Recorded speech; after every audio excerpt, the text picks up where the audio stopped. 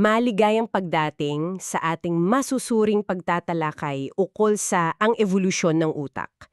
Ito yung una nating yugto at sisimulan natin sa pinakapundasyon talaga. Yung katawan natin bago pa yung utak. Oo, yung basehan muna. Kasi may karaniwang ideya tayo, di ba? Na parang tumayo tayo, naglakad gamit ang dalawang paa, tapos ayun, lumaki agad yung utak. Parang ang simple. Akala ng marami ganun lang kabilis, parang sequence. Pero based dito sa mga material na hawak mo itong mga research, mga artikulo, data mula sa fossils, parang hindi pala ganon. May mas komplikado at mas interesting na kwento. Totoo yan. Hindi siya linear, ika nga. Kaya ang mission natin ngayon, gamit yung mga sources mo, himayin natin yung ugnayan sa oras nitong dalawang to, yung paglalakad ng tuwid, bipedalism, tsaka yung malaking utak. Ano ba talaga ang nauna? Alin ang nauna sa timeline, yun ang tanong. At bakit nga ba mahalaga malaman natin yung tamang pagkakasunod-sunod nito? Sige, simulan na nating himayin. Okay, game. Umpisahan natin sa paglalakad. Dito, sa mga ebidensya mo, malinaw na malinaw daw na matagal nang naglalakad ng patayo yung mga ninuno natin. Milyon-milyong taon pangaraw bago pa lumaki yung utak. Oo, malinaw yon. Isa sa pinakamatibay na patunay daw dyan, yung nakakamanghang mga yapak sa Leatoli sa Tanzania. Mga 3.5 million years old na yon, no? Tama ka dyan. Yung Leatoli footprints, grabe yon. Parang instant snapshot mula sa nakaraan.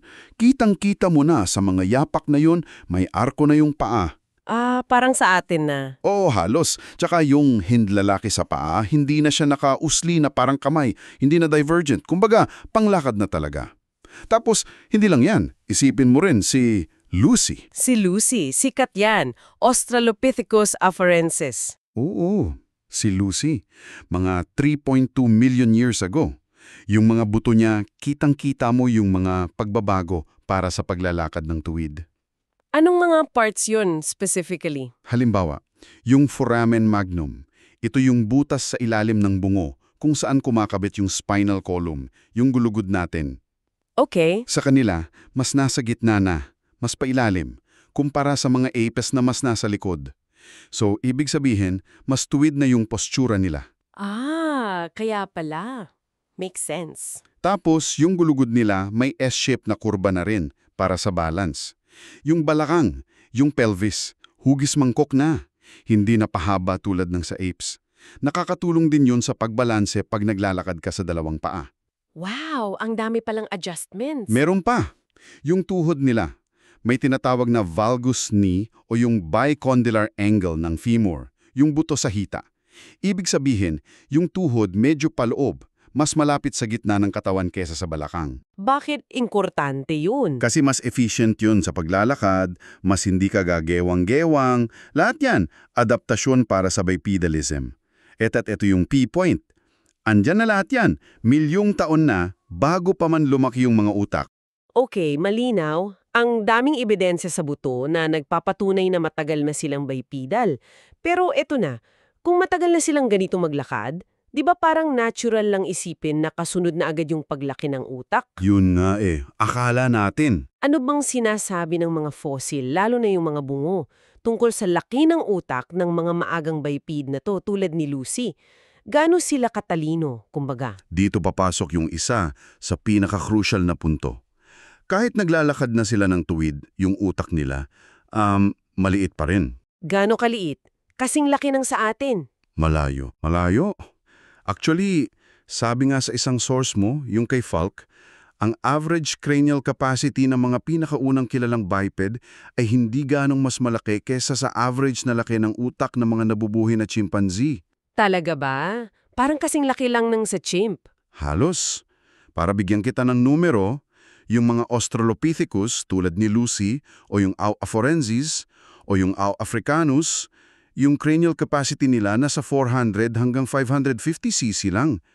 Cubic centimeters. 400 to 550 cc. Okay. Anong comparison yan? Ikumpara mo sa modernong chimpanzee, nasa 300-400 cc yung average. Tapos tayo, mga modernong tao, average natin mga 1,330 cc. Wow! Ang laki ng talon mula sa kanila papunta sa atin. Pero yung talon nila mula sa chimp, hindi ganun kalaki sa utak. Eksakto. Konti lang ang diferensya nila sa chimp kung utak ang pag-uusapan. At ang mas matindi pa, itong maliit na sukat ng utak na to, nagtagal yan. Milyon-milyong taon silang naglalakad ng tuwid na ganyan lang kaliit ang utak. Grabe! Milyon-milyong taon! Oo, makikita mo yan sa mga graphs sa sources mo tulad ng kay Falk and Tattersall. Malinaw doon na yung focus ng evolusyon nila nung mga panahong yon nasa locomotion, sa paggalaw, hindi pa sa kognisyon o pag-isip. Teka. So, milyon-milyong taon na gap. Ibig sabihin, hindi talaga automatic na pag tumayo ka, lalaki na utak mo. Ang laki pala ng pagitan. Oo, napakalaking pagitan. Yan yung the great delay na tinatawag. Ito yung nagiging mas nakakaintriga eh. Kung hindi agad lumaki yung utak nila pagkatapos nilang maging bipedal, kailan ba talaga nagsimula yung paglaki? Tsaka paano? Uli na. Kasabay na yan ang paglitaw ng sarili nating genus, yung Homo.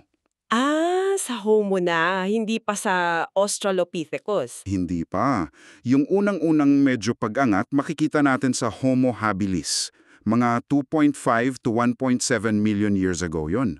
Yung average cranial capacity nila, umabot na ng mga 600-650 cc. Medyo lumaki na compared kay Lucy pero malayo pa rin sa atin. Oo, malayo pa pero mas malaki na kaysa sa Australopiths. Tapos, pagdating ng Homo erectus o ergaster, mga 1.8 million years ago, doon na mas bumilis yung paglaki. Umabot na sila ng 800, 1,000 cc, minsan higit pa. Doon na nagsimula yung trend ng palaking utak. Oo, doon na talaga. May mga statistical analysis pa nga, yung change point analysis, na nabanggit din sa sources mo, na nagpapakita na may mga biglaang pagbilis ng paglaki ng utak. Particular daw bandang 2.1 million years ago at 1.5 million years ago. So kung iisipin mo, yung Laetoli footprints 3.5 million years ago yun. Tapos yung unang bugso ng paglaki mga 2.1 million years ago pa. Tama. So, may mahigit 1,000,000, baka nga halos 2,000,000 taon na pagitan mula nung establish na yung paglalakad ng tuwid bago pa lang nagsimula yung talagang paglaki ng utak. Grabe yung delay. Napakatagal na delay. At dahil dyan sa gap na yan, yung mga lumang teorya, parang nawawalan na ng saysay. Katulad ng ano? Yung ideya dati na parang may feedback loop. Naglakad, gumawa ng tools, lumaki ang utak. Parang ang bilis ng sequence. Hindi pala ganun kabilis based sa timeline. Oo nga no, kasi may milyong taon na pagitan. Bipedalism, na napalakas pa sandali ng peke palang Piltdown man. Yung hoax na yon. Oo. Pero mali pala yon. Ang klaro ngayon sa ebidensya, paa muna, tapos matagal na panahon, saka palang utak. Nakakatuwa kung paano nag-e-evolve din yung pag-uunawa natin, no? Talaga? So, ano ngayon ang ibig sabihin nito para sa ating mga nakikinig na gustong maintindihan kung saan tayo galing? Kasi parang binabasag nito yung simpleng March of Progress na larawan. Oo, yung parang diretso lang pataas at pasulong. Hindi pala ganon. Yung dalawang key features natin, bipedalism at malaking utak, parang magkahiwalay pala silang nag-evolve sa magkaibang panahon at baka dahil sa magkaibang dahilan. Eksakto. Yun yung konsepto ng decoupling, paghihiwalay. Napakahalaga niyan. Ang bipedalism, malamang naging sagot yan sa environment noon. Siguro, mas nagiging open yung landscape, mas kailangan maglakbay para sa pagkain. Pinalaya nito yung mga kamay. Oo, pinalaya yung kamay, pero hindi yun yung naging trigger para biglang lumaki yung utak. Magkaiba sila ng timing at marahil magkaiba rin ng primary driver. So ang pag-intindi pala sa tamang sequence ay sobrang importante. Critical. Kasi pinipilit tayo nitong magtanong ng mas tamang mga tanong. Hindi na lang bakit tayo tumayo, kundi mas importante. Okay, nakatayo na tayo. Ano ngayon yung mga factors na nagtulak para lumaki ang utak natin pagkatapos ng napakatagal na panahon? Hinahamon tayo nito na mag-isip ng mas malalim tungkol sa cause and effect sa evolution. Tama. Yan ang essence na makukuha mo sa kabuuan ng mga sources na tinitingnan natin. Okay, sige. Buurin natin saglit yung napag-usapan natin sa yugtong ito. Based sa mga material mo, nakita natin na yung mga fossil yapak man yan sa Laetoli o buto ni Lucy, nagsasabing milyon-milyong taon na tayong bipedal. Check. Matagal na. Pero kahit ganon, sa mahabang panahon na natiling maliit yung utak, halos kasing laki lang ng sa apes. Check din. Maliit na hutak for a long time. At yung biglang paglaki ng utak, dumuting lang yun mas huli na kasabay ng pag-usbong ng genus Homo. Tama. So bipedalism first, then a long pause with small brains, then encephalization begins. Ito ngayon yung nag-iiwan ng malaking tanong, di ba? Oh, ito yung cliffhanger, kumbaga. Kung hindi yung paglalakad ang direktang sanhi, ano kaya? Ano yung mga posibleng nag-trigger? Yan ang magandang tanong para sa susunod nating paghimay. Kasi kung hindi bipedalism ang sagot, kailangan nating hanapin kung ano yung mga posibleng prime movers. At yan nga, yan mismo ang tatalakayin natin sa susunod. Titingnan natin yung mga posibleng sagot. Kasama ba dyan yung diet, pagkain? Oo, malaking factor yan.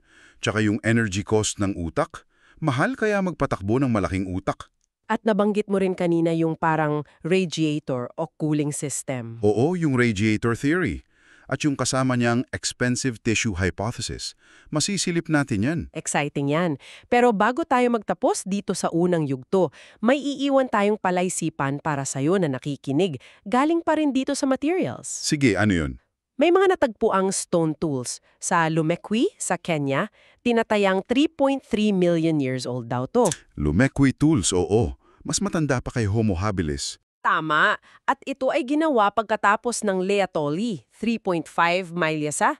So, established na yung bipedalism pero bago pa lumitaw yung Homo at yung malaking utak. Nasa gitna siya ng timeline natin? Ngayon, nakita natin na hindi ito yung direktang nagpalaki agad ng utak. Pero ang tanong, yung paglitaw ba ng kahit simpleng technology na to sa panahong yon pagkatapos ng bipedalism pero bago ang malaking utak, nagbigay kaya ito ng clue? Interesting point. Nagbukas ba ito ng mga bagong pinto, mga bagong pressures o oportunidad na kahit hindi agad-agad pero eventually nakatulong sa pag-push para lumaki yung utak kalaunan? Posible kayang isa yan sa mga pre-adaptations o nag-set ng stage para sa mga susunod na pagbabago? Isang magandang pag-isipan. Yun nga, isang bagay na pwede mong pag-isipan hanggang sa susunod nating pagtatalakay. Magandang pagbabalik sa ating masusing pagsisiyasat. Nung huli nakita natin, 'di ba? Nauna pala yung pagiging bipedal, yung pagtayo sa dalawang paa bago pa sumabog sa laki ang utak. Oo, tama. Nauna yun. Ngayon, parang bubuksan natin yung hood, ika nga, para silipin yung parang makina at saka radiator ng utak. Ito yung mga radical na pagbabago sa pagkain sa katawan natin na nagbigay lakas at nagpalamig sa lumalaking isipan. Ang laking tanong para sa iyo na nakikinig ngayon, paano nga ba natustusan at paano napalamig ang isang organ na ganito katakaw sa enerhiya? Sobrang demanding, 'di ba? Napakahalaga niyan. Kasi ang utak, lalo na yung utak nating mga tao, grabe, parang luxury item yan sa energy budget ng katawan natin. Luxury item. Ha! Ganda ng term! Oo. Kasi kung iisipin mo, kahit nakaupo ka lang ngayon, malaking porsyento ng resting energy mo, yung basal metabolic rate, diretso sa utak. Gaano kalaki yon? May idea ba tayo based sa sources? Medyo nagva-vary yung eksaktong figures, depende sa source, no? Kina Aiello, Isler, pati dun sa ETH na paliwanag. Pero consistent na, ito yung pinakamagastos relative sa laki. Mga 20, minsan umaabot pa ng 25% ng resting energy budget natin. Wow! 25%? Para lang sa organ na mga 2% lang ng bigat ng katawan natin. Oo, grabe, di ba? Kumpara mo sa ibang primates, mga 8 hanggang 10% lang yun sa kanila. Kaya yun yung palisipan paano nagkaroon ng mas malaking utak yung mga ninuno natin kung hindi naman biglang dumami yung energy na available sa kanila? Saan nila kinuha yun? Oo nga Parang may kulang sa kwenta. Kung hindi naman tumaas yung kita o yung energy intake ng ganun kalaki, ibig sabihin may binawasang gastos sa iba. May pinagtipiran. Ang isang organ na sobrang gastos sa energy, tulad ng utak, nang hindi mo pinapalitan o pinapaliit ang isa pang magastos din na organ. Parang trade-off. Oo, metabolic trade-off. Parang nag-upgrade ka ng computer, di ba? Gusto mo ng mas malakas na processor, yung utak.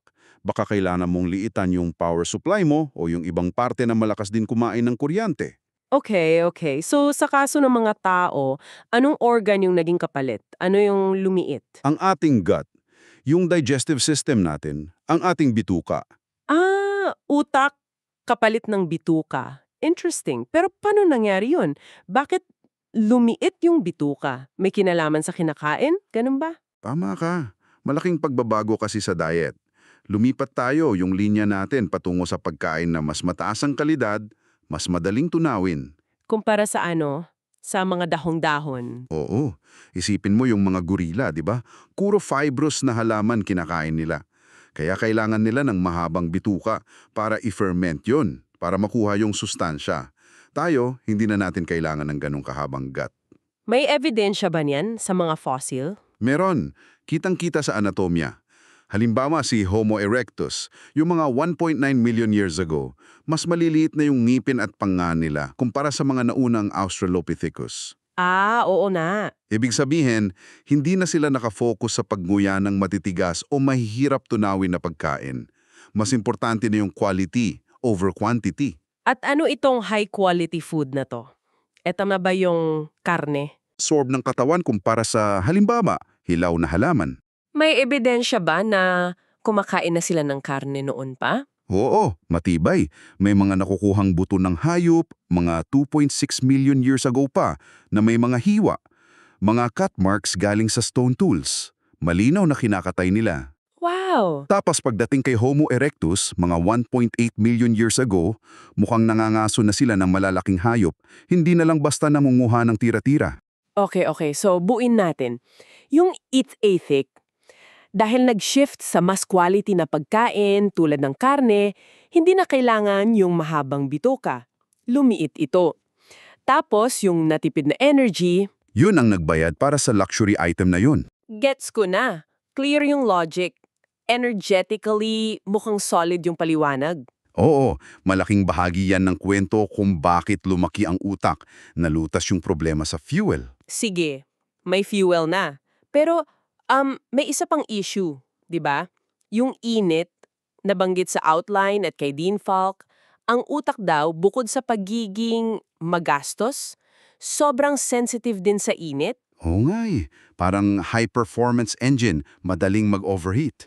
Kung lumalaki at nagiging mas aktibo yung utak, siguradong mas iinit yan. Paano yun nalutas? Hindi ba dapat may limitasyon sa laki kung walang pampalamig? Magandang punto yan. Dito naman papasok yung isa pang importanteng teorya, yung radiator theory. Kay Dean Falk naman to. Radiator, parang sa kotse? Parang ganun nga. Kung ang ETET ay tungkol sa fuel supply, ito naman tungkol sa cooling system. Nakatutok to sa mga pagbabago sa mga ugat, yung daloy ng dugo sa bungo, cranial blood flow.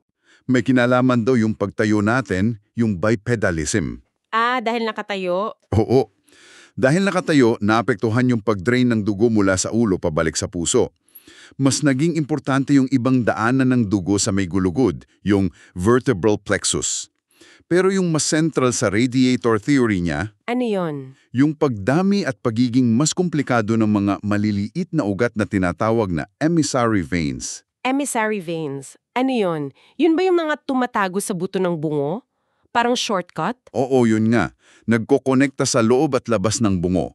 At paano natin nalaman na dumami yan? Ano nga ba sa fossils ulit? Sa fossils, tiningnan ni Falk yung mga maliliit na butas sa bungo kung saan dumadaan yung mga ugat na to. Yung mastoid at parietal emissary foramina. Tapos, anong nakita nila? May pattern. Habang lumalaki yung utak mula sa mga Australopithecus papunta sa linya ng Homo habilis, erectus, sapiens, dumadami at lumalaki rin yung mga butas na to. Talaga? Wow! Oo, may graph pa nga si Folke, kitang-kita yung trend. Tapos, yung kabilang linya, yung mga robust Australopithecus na hindi naman lumaki ang utak, hindi nagbago yung mga butas nila. Pareho lang sa mga sinaunang apes. Ang galing! So, paano to nakakapagpalamig? Paano gumagana yung radiator? May mga pag-aaral kasi sa modernong tao na kapag sobrang naiinitan tayo, halimbawa nag-eehersisyo ka sa init, Oo. pwedeng bumaliktad yung daloy ng dugo sa mga emissary veins na yan. Imbes na palabas, papasok yung dugo. Ha? Bakit papasok? Kasi nagdadala ito ng mas malamig na dugo galing sa anit. Yung anit natin, pinapalamig ng pawis, di ba? Papasok sa bungo para direktang palamigin yung utak. Parang liquid cooling system. Eksakto. Parang ganun nga. Ang teorya ni Falk, itong pag-develop ng mas efficient na radiator na to, yun ang nag-alis ng isang malaking adlang, yung thermal constraint. Yung limitasyon dahil sa init na baka pumipigil sa paglaki ng utak noon. Built-in cooling system para sa utak? Grabe. May kinalaman kaya to sa klima o environment nila noon? Mas mainit ba? Posible. Inugnay nga yan ni Falk sa posibilidad na yung mga nasa linya ng Homo, dahil may mas magandang cooling system, mas nakayanan nila yung mas mainit at bukas na lugar, tulad ng sabana.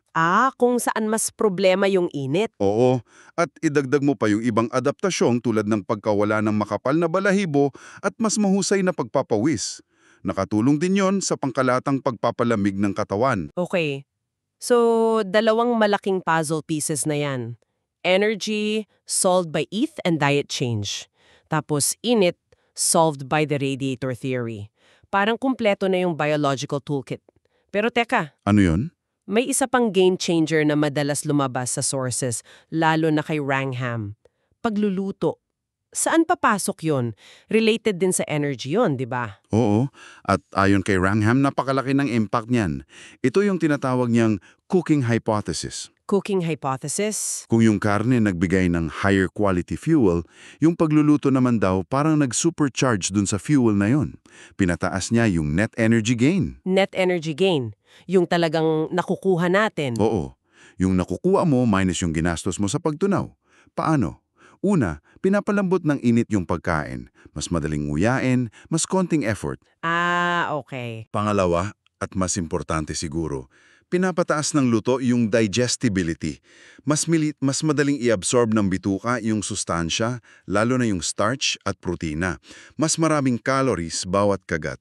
Tapos, dahil mas madali nang tunawin, Mas konti rin yung energy na ginagastos ng digestive system natin. May mga eksperimentos pa nga sa hayop, tulad ng daga, na mas mabilis lumaki pag lutong pagkain ng binigay kumpara sa hilaw. so parang binigyan pa ng boost ng pagluluto yung ite? Ginawang mas efficient yung sistema? Parang ganun nga. Mas lalong nasuportahan yung energy demands ng malaking utak. At hindi lang yan. Meron pa. Meron pa, food safety. Pinapatay ng init yung mga bakterya at pathogens sa hilaw na pagkain. Oo nga pala. Salmonella, E. coli. Oo. So, nabawasan yung mga sakit na nakukuha sa pagkain. Mas mababa yung mortality rate.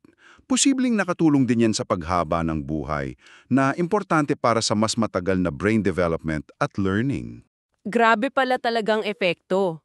Kung ganun ka-importante, kailan ba nagsimula yung pagluluto? Parang may debate dyan, no? Yun nga yung isang malaking tanong pa rin.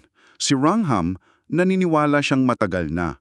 Based sa anatomiya ni Homo erectus, maliit na nga ngipin, maliit na gut, para sa kanya, kailangan na nila ng lutong pagkain noon pa, mga 1.9 million years ago. Pero yung ebidensya mismo ng apoy? Yung malinaw na ebidensya ng kontroladong apoy, yung mga hearths o apoyan, mas bago. Mga 400,000, 250,000 years ago, mas marami ng ebidensya. So, may gap? Oo, may mga mas lumang site na may posibleng apoy like Wonderwork Cave 1 million years ago o Kubi Fora 1.5 million years ago. Pero debate pa rin kung kontrolado ba talaga yon at ginagamit sa pagluto o baka natural fire lang. Kaya yung timing medyo di pa planchado. Okay, ang daming factors pala talaga. Sige, buuin natin ulit para klaro sa'yo na nakikinig. Para lumaki ang utak, kailangan munang malutas ang dalawang problema. Energy at init. Tama. Ang expensive tissue hypothesis o ETH, yon yung paliwanag sa energy. Trade-off, lumiit ang bituka, lumaki ang utak dahil sa mas quality na diet tulad ng karne. Tapos, yung radiator theory ni Falk, yun ang sa init. Nag-evolve yung parang cooling system sa bungo gamit yung mga ugat, yung emissary veins, para hindi mag-overheat yung utak. At pangatlo, yung pagluluto, ayon kay Wrangham, nagbigay ng malaking tulong pa. Nagpataas ng energy efficiency, nagpababa ng sakit, at posibleng nakaimpluwensya rin sa anatomiya at haba ng buhay. Lahat yan nagtulungan para maging posible. Yung kahanga-hangang paglaki ng utak sa linya ng Homo. Isipin mo yung datos ng cranial capacity. Australopithecus, mga 400-500 cc lang. Habilis, mga 600 cc's. Erectus, halos 1,000 cc na. Tapos tayo, Homo sapiens noong Pleistocene, average na halos 1,500 cc's. Grabe yung talon, ano? Talagang isang major biological transformation. Tumay niya, hinubog ng pangangailangan sa energy at init at sinuportahan ng pagbabago sa pagkain at teknolohiya. So parang nailatag na natin yung biological hardware. Yung upgrade, may sapat ng power, may cooling system pa. Pero alam mo, isang bagay yung may kakayahan ka na, ibang usapan kung paano mo ginamit yung kakayahan na yon. Ano na bang kinaya nitong bagong isip na to? Magandang tanong, dyan na nga tayo papunta sa susunod nating pagsisid. Paano na-express yung potential ng malaking utak na yan? Anong ebidensya sa pag-uugali, sa cognition? Ay yung mga tools. Oo, yung mga stone tools halimbawa. Anong sinasabi nila tungkol sa pag-iisip? At iiwan ko sa iyo itong palaisipan. Kung yung biology natin, laki ng utak, ikli ng bituka, ay ganito kalakas na impluwensyahan ng kultura at teknolohiya, pagkain, apoy. Tapos may nagsasabi pa, sina Tattersall de Silva, na parang lumiit pa nga raw konti yung average brain size natin itong mga huling 1,000 taon. Baka dahil sa pagsusulat, external storage ng info, collective intelligence, nasaan na ba yung linya? Gaano karami sa pagkatao natin ang purong biology at gaano karami ang hinubog ng mga bagay na tayo rin ang gumawa? Wow, deep question yan. Yung interplay ng biology at culture. Sa susunod, sisilipin natin yung mga sinaunang tools, Oldowan, Acheulean, bilang bintana sa cognition. Pati yung mga posibleng pagbabago sa structure ng utak mismo, like lateralization. Maghanda ka para dyan. Hanggang sa muli!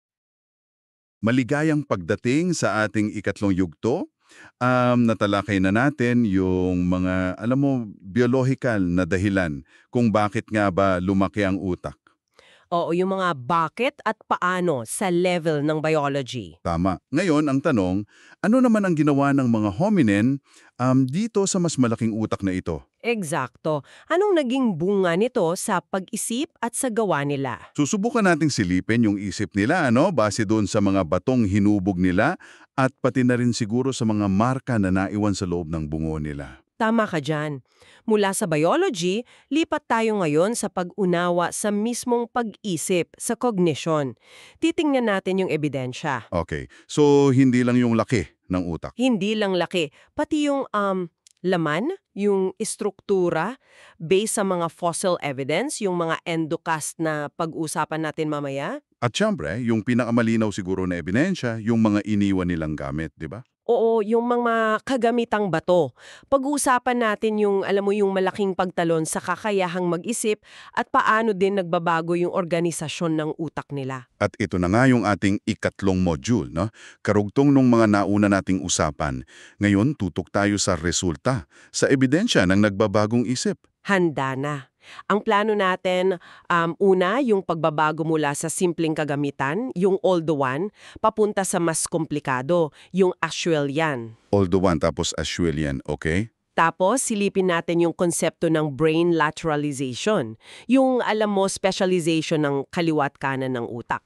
Parang may kanyang-anyang trabaho? Oo, parang ganun. At panghuli, isang medyo mas bagong idea, yung extended cognition.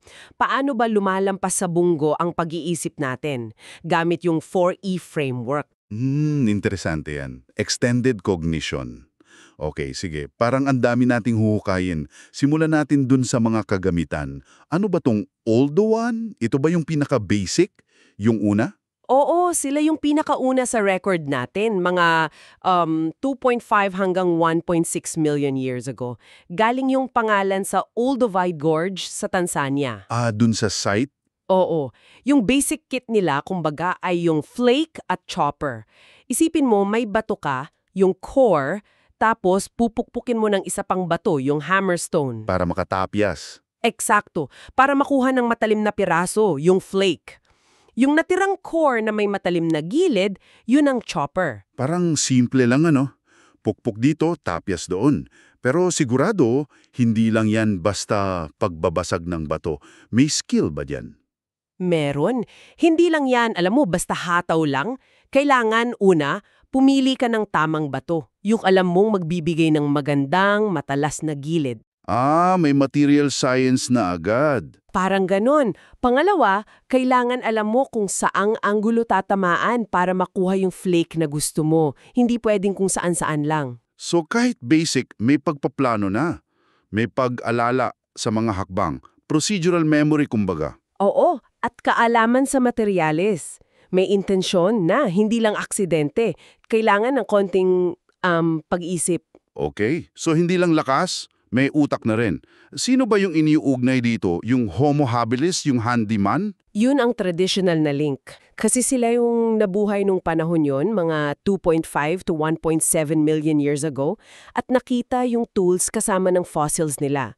Mas malaki na rin utak nila, mga 650cc average. Kumpara sa mga nauna. Oo, kumpara sa Australopithecines na wala pang 500cc. Pero importante rin to ha, may mga mas lumang ebidensya ng tool use. Talaga? Mas matanda pa sa habilis? Oo, posibleng gawa ng Australopithecus garhi o baka mas maaga pa. May nakita sa Kenya na mga 3.3 or 3.7 million years old daw. Kaya medyo, alam mo, open pa yung tanong kung sino talaga ang pinakaunang gumawa. Wow! Okay, so mas malalim pa pala ang ugat niyan. Sige, yan ang all the one. Simple pero may technique. Ano yung sumunod? Yung Acheulean. Paano to naiiba? Yung Acheulean industry, mas matagal to. Mga 1.7 million hanggang mga 200,000 years ago. At ito, mas iniuugnay na sa Homo erectus. Si Erectus na mas malaki rin ang utak. Oo, average mga 950cc pataas. Dito sa Acheulean, makikita mo na yung upgrade talaga. Ang signature tool nila, yung hand axe. Hand axe. Ano itsura nun? Kadalasan hugis teardrop o bilugan, tapos hinubog sa magkakabilang panig, kaya bifacial ang tawag. At ang pinaka-notable, madalas symmetrical, balanse. Symmetrical. Ibig sabihin, may konsepto na sila ng parang disenyo. Hindi lang basta matalim na gilid. Mukhang ganun na nga. Ito na yung sinasabi nating malaking talon sa pag-isip, yung cognitive leap. Okay, ano yung cognitive leap na yun? Ano yung pinagkaiba sa utak ng gumagawa ng all-the-one chopper versus yung gumagawa ng Acheulean hand axe? Malaki ang pagkakaiba. Para makagawa ng Acheulean hand axe, kailangan mo ng mas mataas na level ng cognitive control. Paano control? Kailangan mo ng mas detalyadong plano sa isip mo. May mental template ka nung gusto mong hugis. Kailangan mo ng foresight. Yung kakayahang isipin yung mga susunod na hakbang? Oo, at yung magiging resulta. At higit sa lahat, kailangan mo ng mas malakas na working memory. Working memory, yung parang RAM ng utak? Yung panghawak ng impormasyon habang nagtatrabaho? Tama, yung kakayahan mong i-hold at i-manipulate yung impormasyon sa isip mo habang gumagawa ka. Isipin mo, kailangan mong i-maintain yung 3D target shape sa isip mo habang sunod-sunod at presisyon mong tinatapis yung bato galing sa iba't ibang anggulo. Gets ko. Parang mas komplikadong proyekto. Kailangan mong i-juggle yung goal, yung steps, yung actual na ginagawa mo. May support ba to galing sa neuroscience? Meron. May mga pag-aaral na gumamit ng fMRI sa modern humans na tinuruan gumawa ng mga ganitong tools. Tiningnan yung brain activity? Oo. At lumalabas nga na yung paggawa ng Acheulean-style tools nagpapa-activate ng mga area sa utak, lalo na sa prefrontal cortex, na involved sa complex planning, information monitoring, at manipulation. Ito yung mga trabaho ng central executive ng working memory. So umaandar yung parang project manager ng utak? Parang ganon.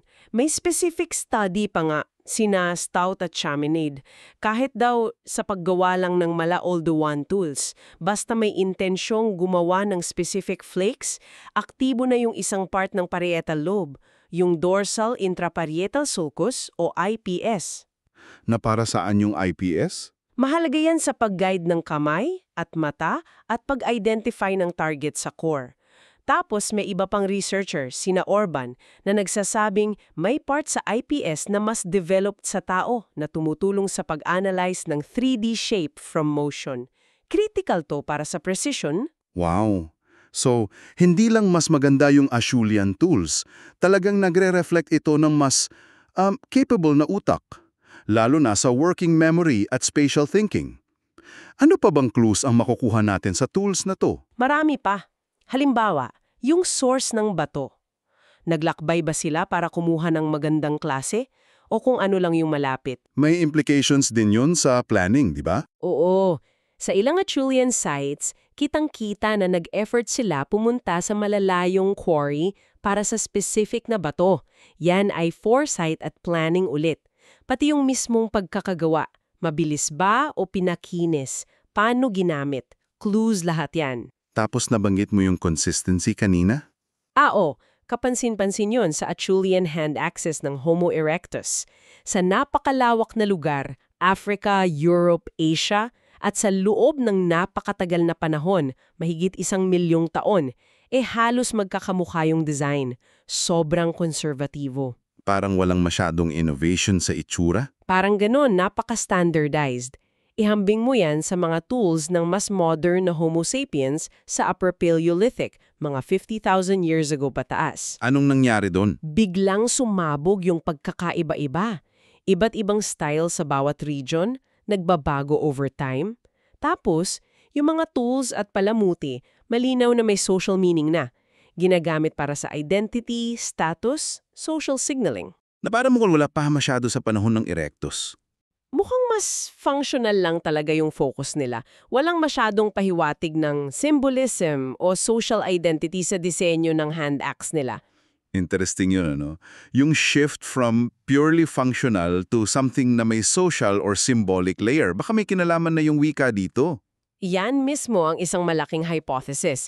Yung biglang pagdami ng variability at symbolism sa Upper Paleolithic, Homo sapiens, sinasabi ng iba na baka konektado sa pagkakaroon ng mas komplikadong wika at symbolic thought na hindi pa ganun ka-developed sa Homo erectus. Okay, ang linaw ng connection ng tools sa pag-iisip. Pero sabi mo rin, hindi lang yung produkto, tools ang nagbago, kundi pati yung processor, yung utak mismo. Hindi lang lumaki, nag-reorganize din. Paano tong reorganization na to? Oo, alam natin yung trend ng paglaki, di ba? Australopiths, 500cc, habilis, mga 650cc, Erectus, mga 950cc, plus Sapiens, mga 1500cc noon. Tapos sabi mo, medyo lumiliit na tayo ngayon. Oo, may studies na nagsasuggest niyan in the last 3,000 years or so. Pero going back, hindi lang size ang nagbago, pati yung internal organization. Paano nagbago? Isa daw yung lateralization. Ano yun ulit? Brain lateralization. Specialization ng kaliwa at kanang hemispheres. Sa ibang primates, medyo symmetrical sila. Pareho ang itsura at malamang functions. Pero sa Homo, nagkaroon ng asymmetry. Hindi na sila identical twins. Nagkaroon ng kanya-kanyang expertise, kumbaga. Parang ganon. At nakikita to sa mga endocasts. Yung hulman ng loob ng bungo. Oo. Kahit hindi perfect copy ng utak, nagbibigay ng idea sa overall shape at minsan may mga marka. Sa Homo habilis endocasts, may nakita ng signs of asymmetry, lalo na sa area na katumbas ng Broca's area natin ngayon. Na connected sa language production, so may physical evidence na pala. May pahiwatig na. Pero bakit nga ba kailangan mag-specialize? Ano ang advantage? Oo nga, bakit hindi na lang pareho nilang gawin lahat? May isang hypothesis si Ringo. Sabi niya, habang lumalaki ang utak, nagiging challenge yung bilis ng communication at yung wiring costs sa loob. Mas malaking utak, mas mahabang connections, mas mabagal na signal. Parang traffic sa loob. Medyo, mas efficient daw kung yung mga specialized tasks i-focus na lang sa isang hemisphere. Tapos yung resulta na lang ang i-share sa kabila kung kailangan. Mas mabilis, mas matipid sa wiring. Kaya naging parang necessity ang specialization kasabay ng paglaki ng utak. Makes sense? Parang department sa office. At wika daw ang classic example. Language functions, usually heavily lateralized, madalas sa left hemisphere para sa karamihan, okay? Grammar, vocabulary, ito'y linked sa frontal lobe functions. Pero hindi lang wika. Yung right hemisphere, madalas sa spatial skills, face recognition, intonation, metaphor, humor. Pero syempre, nagtutulungan pa rin sila, lagi. Okay. Bukod sa lateralization, ano pang ibang reorganization? Base ulit sa endocasts at comparisons, may changes daw sa relative size ng ibang parts. Lumaki raw ang cerebellum. Na para sa motor skills at learning. Oo, posibleng may changes sa limbic system, emotion, motivation, social stuff. At syempre, yung pinakamalaki, yung cerebral cortex. Yung kulubot na layer. Lalo na yung frontal lobe daw. Oo, kapansin-pansin yung expansion ng frontal lobes, lalo na yung prefrontal cortex after ng Australopithecus. Yan yung sa planning, decision-making, working memory. Kasabay niyan, tumindi yung corticalization, dumami yung cortex at lalong kumulubot. Mas maraming kulubot, mas maraming surface area, mas maraming neurons. Grabe, internal revolution nga.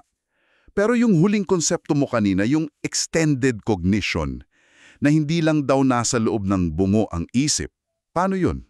Ito yung pang-apat na E sa 4E framework. Embodied, embedded, enacted, at extended. Yung idea ng extended cognition, sabi ni na Clark at Chalmers, yung ibang proseso ng pag-iisip, lumalabas talaga, gumagamit ng external resources. So yung tools, sila yung external resource, sila yung extension. Pwedeng tingnan na ganon. Sa view na to yung stone tools, hindi lang sila produkto ng pag-iisip, naging bahagi sila ng mismong proseso ng pag-iisip. Ginagawa nilang external at physical yung ilang mental na trabaho. Parang lapis at papel pag nagsosolve ng math. Or checklist para di makalimut. Yung papel at lapis part na ng thinking process mo. Eksakto. Yung external artifacts na yan, sabi ni Hutchins, tinutulungan tayong i-transform yung complex mental task into something more manageable externally. May studies pa nga na yung physical arrangement lang ng symbols like sa math, nakaka-affect na sa pag-process natin. So yung hand axe, hindi lang resulta ng plano, kundi tool din para makapag-isip, para ma-offload yung mental load. Parang external hard drive nga. Parang ganon. At konektado rin ba to sa niche construction? Oo, magandang i-link yan. Niche construction. Binabago ng organismo yung environment niya. Yung paggawa ng tools, major niche construction yan, ng hominins. Binago nila yung mundo nila. Tapos yung binago nilang mundo, nag-feedback sa kanila. Yun nga. Yung tools na naging permanenteng parte ng environment nila, lumikha ng bagong selective pressures. Baka pinaburan yung mga mas magaling gumawa o gumamit ng tools, na humubog palalo sa cognition at utak nila.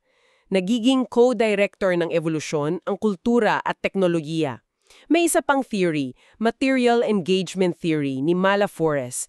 Tinitignan niya paano yung physical interaction natin sa materials, like clay, tokens, para magbilang bago pa naimbento ang numero, paano yun nagbubukas ng pinto para sa bagong concepts, like abstract math. Yung utak daw parang controller ng buong system ng katawan at artifacts na nakikipag-ugnayan sa mundo. Wow! Ang ganda ng pagkahadugtong. So, parang cycle. Nagbago ang utak, internal, nakagawa ng better tools, external. Tapos yung tools naging parte na mismo ng pag-iisip, extended, na baka nagtulak palalo sa pagbabago ng utak at pag-iisip. Yan ang complex picture na nabubuo natin. Yung internal changes sa utak, laki, reorganization, lateralization, na express externally sa technology Oldowan to Acheulean. Yung technology humingi ng higher cognitive abilities, planning, working memory. At yung artifacts naging kasangkapan hindi lang ng kamay kundi ng isip, extending our abilities. At ang galing na nabubuo natin to galing sa iba't libang fields, ano? Archaeology, neuroscience, philosophy. Talaga! Interdisciplinary talaga. Kailangan mo yung arkeologo para sa bato, yung neuroscientist para sa utak, yung philosopher para sa framework tulad ng 4E. Pagsama-samahin mo sila. Ang dami nating napag-usapan. Para masigurong klaro, heto ang tanong para sa inyong nakikinig. Ano ang isang mahalagang pagkakaiba sa cognitive ability, sa kakayahang pangkaisipan, na kailangan para makagawa ng Oldowan chopper kumpara sa Acheulean hand axe? Isipin yung planning, foresight, working memory. At bilang huling provocative thought, kung yung mga sinaunang bato naging extension ng cognition nila, paano naman kaya hinuhubog ng mga modernong digital tools natin, smartphones, internet, ang isip natin ngayon? Paano nila pinapalawak o binabago ang cognition natin sa mga paraang baka hindi pa natin napapansin? Okay, nakita natin yung causes and consequences. Sa pagtatapos natin sa seryeng ito, sa susunod, titignan natin from a wider perspective. Paano ba nasusukat ang pagbabago ng brain size relative sa body size? Ano yung overall pattern ng brain evolution over millennia? Pag-uusapan natin ang encephalization quotient EQ at yung patterns ng brain growth within species. Abangan nyo ang ating epilogue! Hanggang sa muli! Kumusta? Eto na tayo, nasa huling yugto na ng ating serye. Grabe, ang dami na nating napag-usapan, no? Oo nga eh. Mula sa pagtayo natin hanggang sa utak mismo. Tama, paglalakad, gamit ang dalawang paa, diet, kasangkapan, pati yung reorganization ng utak. Talagang mahabang kwento. Ngayon, para sa ating pagtatapos, subukan nating tingnan yung buong larawan. Yung malawakang pagtingin, ika nga. Paano ba talaga sinusukat itong pag-unlad ng pag-isip, ng talino sa evolusyon? At ano ba yung pinakabago? Yung sinasabi ng agham tungkol sa pattern ng paglaki ng utak sa ating angkan, yung mga hominin. Ito na yung synthesis natin. Oo, ito na yung ating paglalagom. Ang mission natin ngayon, bale, maintindihan yung isang mahalagang panukat. Ano nga ba to? Encephalization quotient, EQ. Tama, EQ. At yung medyo parang surprising na resulta ng mga bagong analysis kung paano ba talaga lumaki yung utak natin. Silipin natin yung latest data at interpretations. Simulan na natin. Sige. Okay, sige. Para umpisahan, alam naman nating importante yung laki ng utak, di ba? Common knowledge na yan. Oo naman. Pero madalas, ang ginagawa lang parang ikumpara yung bigat o laki ng utak sa bigat ng katawan. Simple lang pakinggan. Parang diretso lang brain to body mass ratio. Oo. Pero lumalabas, hindi pala ganun kasimple. Lalo na kung naghahambing tayo ng iba't ibang species. Yung magkakaiba talaga ng laki. May mga limitation kasi yun, tama ka dyan. May mga bitag pala yung ganung approach. So ano ba yung mas okay na paraan? Exactly. Diyan nga pumapasok itong konsepto ng encephalization quotient o EQ. EQ. Okay? Ito, mas sophisticado siyang paraan ng pagsukat. Ang ginagawa kasi ng EQ, hindi lang niya tinitignan yung basta laki ng utak. Kinukumpara niya yung aktwal na laki ng utak ng isang hayop. Yung mismong sukat niya. Oo, doon sa inaasahang laki ng utak para sa isang hayop na may ganoong kalaking katawan. Teka. Paano malalaman yung inaasahan? San galing yun? Good question. Itong inaasahang laki, kinocompute ito based sa isang general trend. Isang pattern na nakikita natin sa maraming hayop, lalo na sa mammals. Ang tawag dito, holometric scaling. Holometric scaling? Okay. Isipin mo, parang rule of thumb sa nature. Habang lumalaki ang katawan, siyempre inaasahan din nating lalaki ang utak, pero hindi siya 1:1. Hindi direktang proporsyonal. Pero mas malaki ang katawan, hindi eksakto. May sinusunod siyang specific na mathematical relationship, parang curve. May pattern kung paano nag-i-scale ang utak sa katawan para sa mga basic functions lang ng katawan. Okay. Gets ko. So, kinukumpara ng EQ yung actual size sa expected size based sa body size at sa general trend na to. Ba't mas maganda to kaysa simpleng ratio lang? Kasi nga, kinukonsider ng EQ itong allometric relationship. Ang ganda dito binibigyan tayo nito ng idea kung gaano kalaki yung extra brain. Yung sobra. Oo, yung sobra o kulang na utak kumpara sa kailangan lang para patakbuhin yung katawan. Yung sobrang yun yung iniisip natin na posibleng may kinalaman sa higher cognitive functions. Sa pag-iisip, sa behavior? Eksakto. Lampas sa basic metabolic needs. So, mas nagre-reflect ito ng relative brain power, yung cognitive complexity. For example, ang EQ ng tao nasa 7 to 8 daw. Wow, 7 to 8 times. O 7 to 8 times larger kaysa sa expected para sa isang mammal na kasing laki natin. Yung chimpanzee na pinakamalapit nating kamag-anak, Nasaan sila? nasa mga 2.2 hanggang 2.5 lang ang EQ nila. Ang laki ng agwat. Malaki talaga. Kahit hindi naman sobrang layo ng body size natin. Got it. So, EQ pala ang mas reliable na panukat for that extra brain capacity. Yung konektado siguro sa pagiging tao natin. Parang ganun nga. Mas refined na measure. Okay. Ngayong may mas okay na tayong panukat, balik tayo dun sa tanong kanina. Yung pattern ng paglaki ng utak sa mga ninuno natin, yung mga hominin. Kasi madalas ang picture na nabubuo, kahit sa mga libro dati, parang bigla ang talon, di ba? Oo, parang steps. Yun nga, may Australopithecus, tapos boom, Homo habilis, mas malaki utak. Tapos boom, Homo erectus, laki palalo. Parang hagdan. Ganun ba talaga? Ano sabi ng latest evidence? Yung mga classic narrative, no? Parang mga major level-up moments na kasabay ng paglitaw ng bagong species, yung speciation events. Yun mismo. Pero yung mga pinakabagong pag-aaral, lalo na yung gumagamit ng phylogenetic comparative methods, Yung mas advanced na statistical tools. oo, ibang-iba at mas nuanced yung picture na pinapakita. Para maintindihan mo, isipin mo tong phylogenetic methods parang gumagamit ng family tree ng mga hominin. Okay, parang family history analysis. Tama. Sinusuri nila yung data, tulad ng brain size galing sa fossils, pero sinasama sa analysis yung relationship ng mga species sa isa't isa. Tinutulungan tayong ihiwalay yung pagbabago na dahil lang sa common ancestor doon sa totoong evolutionary change sa isang specific na lineage. Okay, so mas high-tech na analysis to. Anong naging resulta? Ito yung medyo malaking bagay. Ayon sa isang importanteng pag-aaral na gumamit nito, lumalabas na halos lahat, halos buong-buo daw. Ha? Talaga? Oo. Halos lahat ng pagtaas sa relative brain size gamit ang EQ at similar measures sa buong 7 milyong taon ng hominin evolution, may papaliwanag pala ng mga pagbabago na nangyari sa loob mismo ng bawat linya ng species.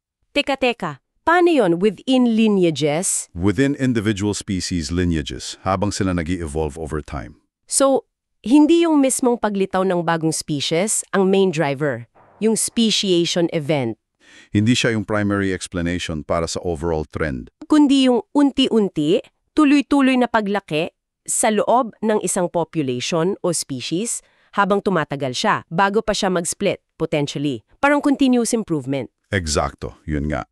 Ang tawag dyan anagenesis, evolutionary change within a lineage. Anagenesis. Okay. Hindi naman ibig sabihin na walang nangyayari pag may speciation. May mga changes din siguro doon. Pero yung dominant force, yung pinaka-nagdadrive ng trend ng encephalization sa angkan natin, ay itong tuloy-tuloy na proseso sa loob ng mga existing species. Parang kotse na habang tumatakbo, ina-upgrade mo yung makina, hindi yung palit ka lang ng bagong modelo lagi. Wow, malaking shift yan sa pag-iisip natin tungkol dito. Oo, it changes the model. Hindi lang ito tungkol sa bagong blueprints, kundi sa continuous refinement ng mga existing na. At pinagsasama nito yung ebidensya mula sa fossils, yung advanced stats, at evolutionary theory. Galing. Kaya mas buo yung larawan ngayon. Okay. Pero kung tuloy-tuloy pala sa loob ng lineages, ibig sabihin ba pare-pareho lang ang bilis? Yung rate of improvement, halimbawa sa Australopithecus versus sa Homo? Magandang follow-up question yan. At ang sagot, hindi rin. Hindi rin. Hindi. Isa pang importanteng finding mula sa mga ganitong analysis. Hindi naging constant yung bilis, yung rate ng paglaking ito. Sa totoo lang, ito ay bumilis, nag-accelerate. Nag-accelerate? Kailan? Lalo na sa mga mas recent na ninuno natin. Mas mabilis ang paglaki ng relative brain size sa mga huling stages ng ating evolusyon. Wow! Bumilis pa lalo. Parang nagkaroon ng momentum. Bakit kaya? Anong implikasyon yan? Yun nga nagtatanong tayo bakit. Ang pinakamalakas na paliwanag dito, malamang, ay yung existence ng isang positive feedback loop. Feedback loop. Yung paikot? Oo, isang proseso kung saan yung resulta lalo pang nagpapatibay sa sanhi. Parang snowball effect. Paano yon sa utak? Isipin mo yung koneksyon ng biolohiya, utak, sa kultura natin, pamumuhay, learning, wika, sa teknolohiya natin, tools, apoy, pagluluto, at sa environment. Habang gumagaling tayo, for example, sa paggawa ng tools, Mas efficient tayo kumuha ng pagkain. oo, lalo na yung masustansya tulad ng karne. Yung better nutrition nagbibigay ng fuel para sa mas malaki at mas matakaw sa energy na utak. Okay. May energy source na. Tapos, yung mas malaking utak naman na may capacity for complex thought, planning, social coordination, nagbibigay daan para makagawa ng mas sopistikado pang kultura at teknolohiya. Paikot nga. Halimbawa, yung pagkontrol sa apoy, hindi lang yan pang-init o proteksyon. Binago niyan ang diet natin, di ba? Mas madaling tunawin ang luto. Oo. Tapos mas mahaba ang araw, may liwanag sa gabi. Social bonding din siguro sa paligid ng apoy. Malamang. Lahat yan maaring nag-contribute sa selective pressure para sa mas malaking utak. So, umiikot siya. Biology, kultura, teknolohiya, environment, At dahil self-reinforcing, hindi lang tuloy-tuloy. kundi papabilis pa nga ang takbo over time. Nga, nakikita ba natin tong acceleration na to sa sukat mismo ng mga fossil skulls? Oo, kitang-kita. Clear yung trend sa data. Kung titingnan natin yung average cranial capacities. Yung volume sa loob ng bungo, no? Hmm. Sa cc. Oo, cubic centimeters. Yung mga sinaunong Australopithecus tulad ni Lucy, mga 3-4 million years ago, nasa 450 cc lang ang average nila. Halos kapareho ng chimp. Okay, 450 cc. Pagdating sa Homo habilis, mga 2.4 to 1.6 million years ago, yung sa Oldowan tools, umakyat na sa average na mga 600 to 650 cc. Medyo tumaas na. Tapos, malaking step sa Homo erectus o ergaster, mga 1.8 million years ago hanggang mga 300,000 years ago siguro. Sila yung may Acheulean tools, yung hand axes, at malamang gumagamit na ng apoy. Sila nasa magkano na? Tumalon ang average sa mga 960 cc. Halos doble na ng Australopiths. Wow, grabe yung talon doon. Tapos, Homo heidelbergensis, mga 700,000 to 200,000 years ago. Posibleng ninuno natin at ng Neanderthals. Nasa 1200 cc na ang average. 1200 cc? At yung mga early Homo sapiens, yung mga nasa Pleistocene, mga 300,000 years ago hanggang medyo recent, umabot pa sa average na halos 1500 cc. Grabe. Mula 450 cc sa Australopithecus, naging 1500 cc sa early Homo sapiens, mahigit triple? Oo, kitang-kita yung trend ng paglaki at mukhang mas mabilis nga yung pag-akyat sa bandang huli, lalo na sa genus Homo. Narinig ko lang, totoo ba na medyo bumaba raw yung average natin ngayon kumpara dun sa peak na 1,500 cc? Oo, may observation na may slight decrease sa average cranial capacity ng modern humans nitong mga nakaraang 1,000 taon. Mga nasa 1,330 cc ata tayo on average ngayon. Bakit kaya? Maraming theories dyan. Pwedeng dahil sa pagbabago sa body size o baka mas efficient na wiring ng utak o mas umaasa na tayo sa collective knowledge kesa individual brain size lang. Pero ibang usap na siguro yun. Okay. Ang importante for today's wrap-up, yung overall trend ng paglaki at pagbilis nito within lineages. Yun nga. So, ano ang buod natin dito para ma-digest natin lahat? Una, para mas okay sukatin yung relative brain size, mas maganda gamitin ang EQ, encephalization quotient. Tama. Kasi kinoconsider niya yung body size. Okay. Nagbibigay ng hint sa cognitive potential. Pangalawa, at ito yung parang mind-blowing, yung major story ng hominin brain evolution, hindi pala yung biglang talon lang, kasabay ng new species. Hindi primarily yun. Bagkus, ang dominant pattern, tuloy-tuloy at papabilis pa nga na pag-unlad o paglaki ng utak sa loob mismo ng bawat lineage, anagenesis. Tama ka dyan.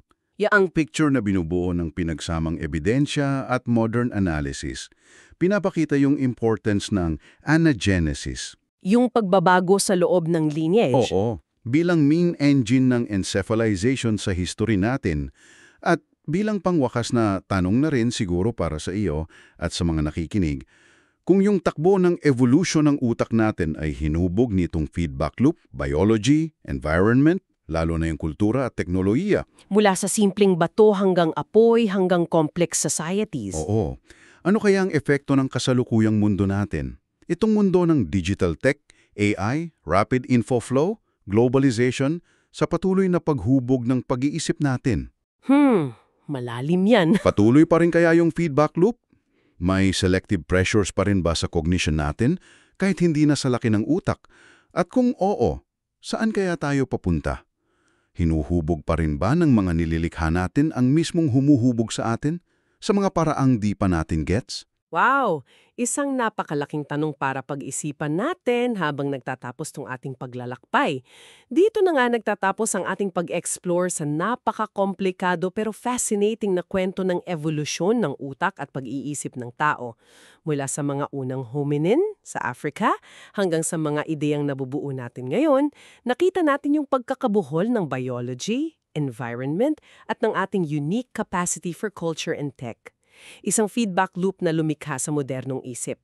Maraming salamat sa iyong palsama sa amin sa buong seryeng ito. Sana marami kang natutunan at napag-isipan. Hanggang sa muli!